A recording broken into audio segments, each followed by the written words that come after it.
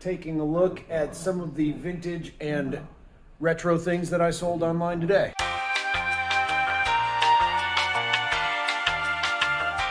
The first is a vintage drink recipe promotion item. So this was for a liqueur, this bottle here, and it came in this promotional item that's shaped like the bottle. It's on both sides.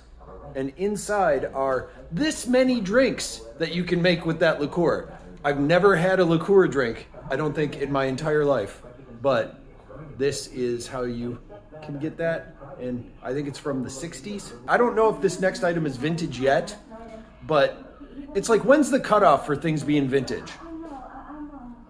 Is it 2000? That was a long time ago, but not necessarily as long as a lot of the other stuff that I have. But this one is a Sid from Flushed Away, which I think was early 2000s. So I don't know if this is vintage yet, but someone just got that, had it a while, and I'm not really familiar with this film. Here's something that I thought was cool, and I had never actually seen him before, but it feels like I would. Maybe it's because I'm not a cat person, so I was never really around cats. I'm gonna set it on the table because I don't want to drop it. It's a set of Morris the Cat 9 Lives glasses. Now, I can't even remember the last time that I heard about 9 Lives or Morris the Cat. Like, I don't know if he's their mascot anymore, but it's 2 separate glasses with Morris the Cat saying something snarky on it. And then to go along with those vintage glasses is another one from A&W with the A&W Root Bear. Get it? Root Bear. He kind of looks like one of those things where it's like they were in magazines where they'd go draw this to get a scholarship to a art college. It's kind of always the way he looked to me. I think I just showed that I sold one Scooby-Doo the other day, and now I'm selling a holiday one, which bums me out because even as I'm doing this, it's cold outside. I gotta hold them back here so you can see it. From 1977, a game called Take 5. So, a challenging strategy puzzler for 2. It kind of looks like a little travel game, but essentially it's you get 5 pegs in a row and you win. So it's kind of like, that's actually kind of nifty. I like it. I've never heard it. This looks like, at first I thought it was the Polaroid logo, but it's not. It's Take 5, a Heathcliff triple threat collected paperback. So it's a collection of Heathcliff comics, which I always forget they were just one panels. I always feel like they were more. And when it started out, to me, it was a TV show. I didn't know it was a cartoon first. It was a cartoon right around the time Garfield started, I believe. So that was the original Heathcliff, and he didn't speak in the original one. It wasn't until the cartoon that he actually had conversations, and most of it revolved around him in the neighborhood. Then a book from 1958, I believe, Mother Goose, a collection of Mother Goose stuff. Goofs? I said goofs. So this one was Ann Sellers Leaf, who I feel like I've seen a lot of Ann Sellers Leaf illustrations before, and this one to me always seems kind of Rankin and Bass style, like the people that did Frosty the Snowman, the holiday one.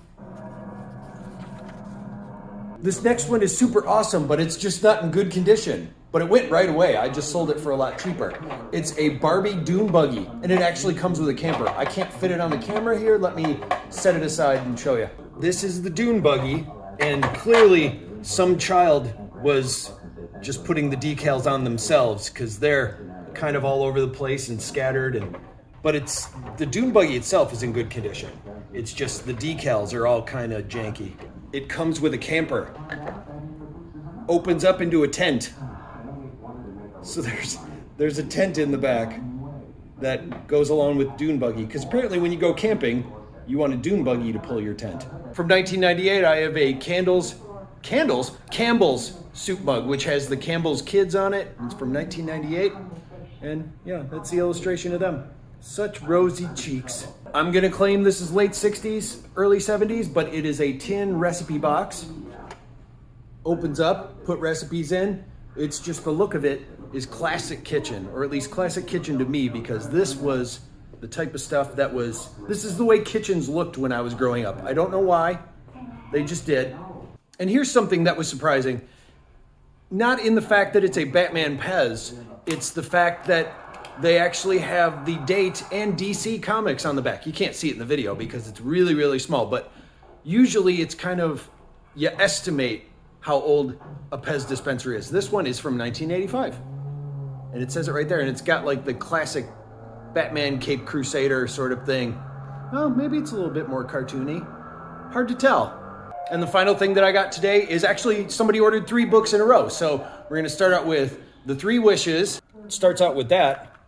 The funny thing is I don't think there are any children that are actually in the story. It's about 2 old people that live in the woods that help save a guy that they found on the side of the road. And turns out the person is magical for some reason and grants them 3 wishes.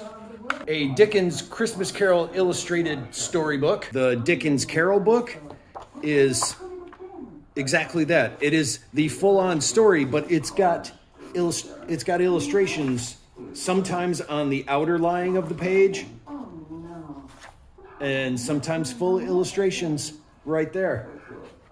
And Too Many Mittens. And it's about a grandmother who comes to watch 2 young boys in the winter while the parents are away, and one of them loses a red mitten, and the rest of the time it's them trying to find the mitten or figure out what happened to the mitten, something like that. The illustrations kind of remind me of like a Curious George sort of thing. And that is what I sold today.